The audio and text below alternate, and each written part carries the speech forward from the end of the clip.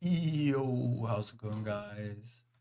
Today I'll be showing you some of my Third Eye weekly games. That was from a tournament.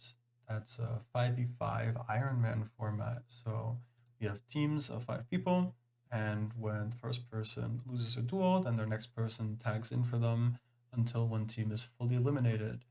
And this was for the week that I played for my team, and I have 3 games to show you guys. This is the deck I was playing. It's Labrynth.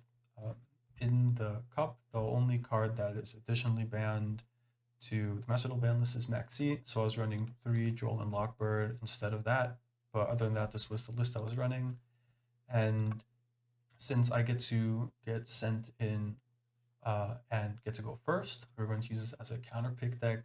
So that's why I'm running stuff like Different Dimension Ground, um, I also ran DDG over the dimension barrier. This one, not dimension prison, dimension barrier. Right here. Because this does nothing against Snake Eyes, which was what we were expecting to be playing against for the most part. Um, Also, we played against a Mathmech player too. And this covers more relevant matchups, and it hits those matchups just as hard. Then, of course, it's all the normal engine ratios, whatever. We're running Shifter, which was kind of controversial. We were discussing it for a while because it also kind of hurts our deck, but you'll see if it comes up or not. Spoiler.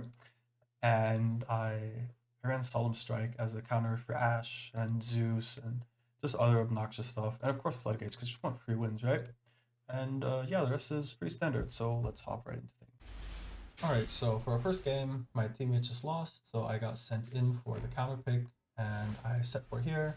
My opponent didn't open the best of hands, but it's also not like super atrocious. Um, this is technically combo, but it doesn't play through, I guess, one negate.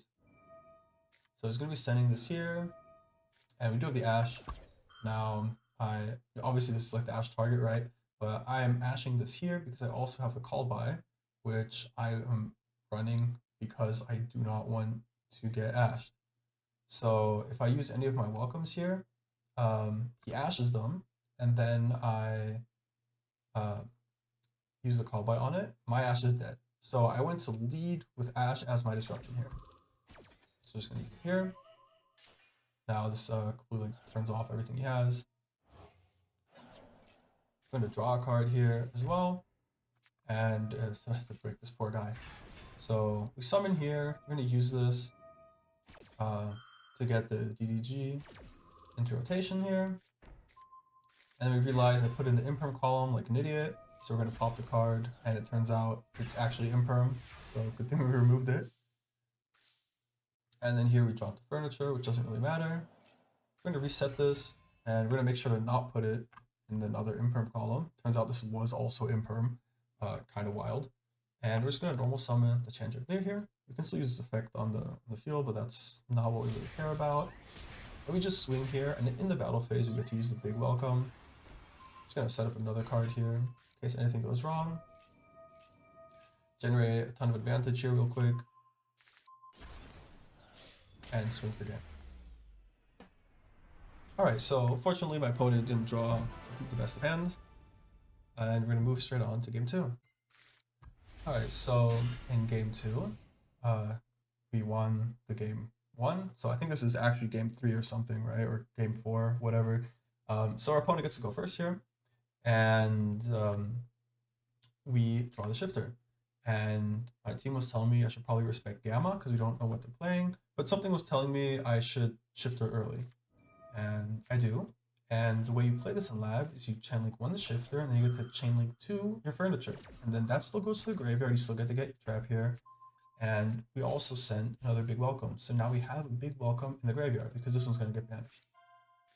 And it turns out our opponent is playing Mathmech, so it was actually the correct call to shifter early here because you can't circular under shifter.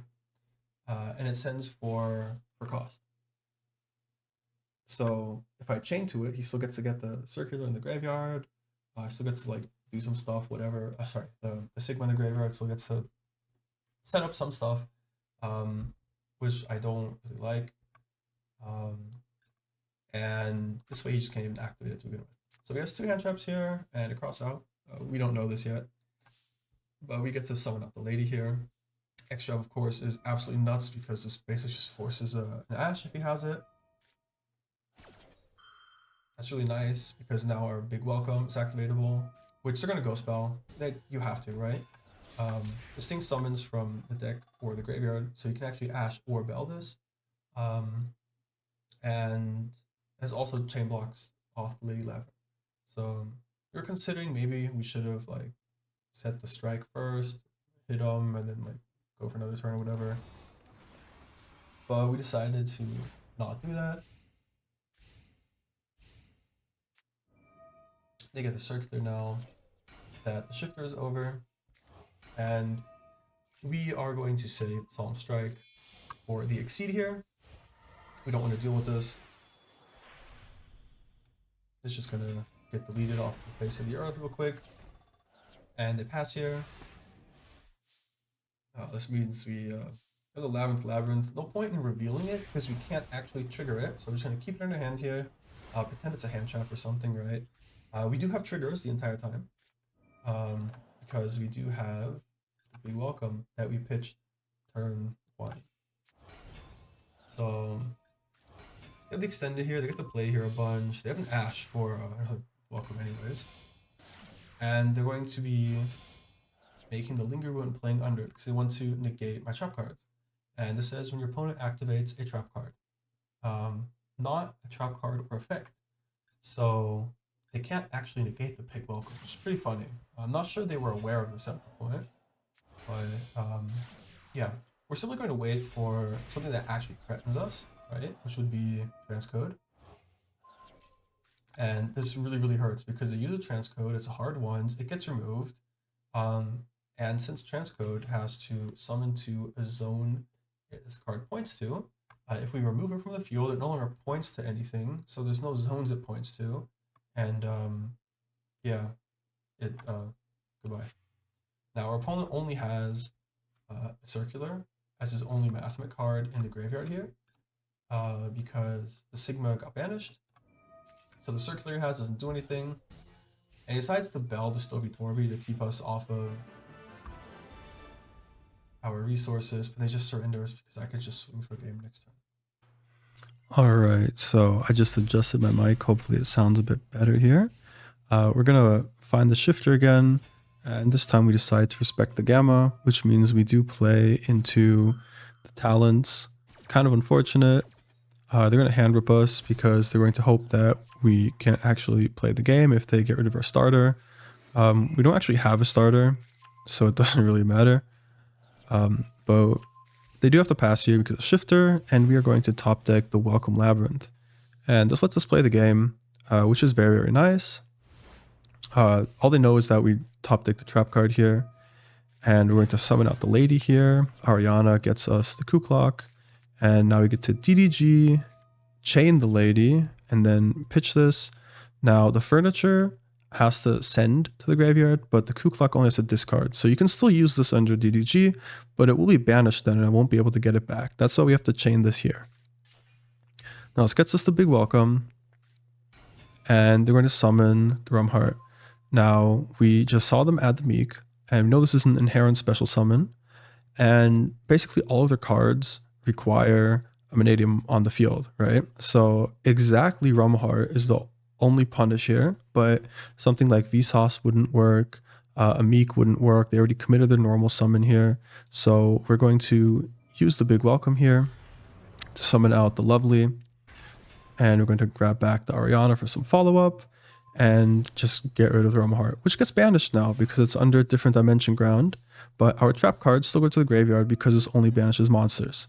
So we're going to recycle this here, and we're going to opt to not use Prosperity because we can find lethal, and they droll us. So that's pretty nice. We're going to turn it to attack position and swing here, and now we're going to use the Torby to pitch the Dead Pot. That'll get us a big welcome, And now the Ku Clock comes back. It's important we add it to the hand instead of special summoning it, so we can use its effect here to turn on our big welcome that we just set. And we have the Chandraglier, which if we for some reason miss lethal can get us another trap again.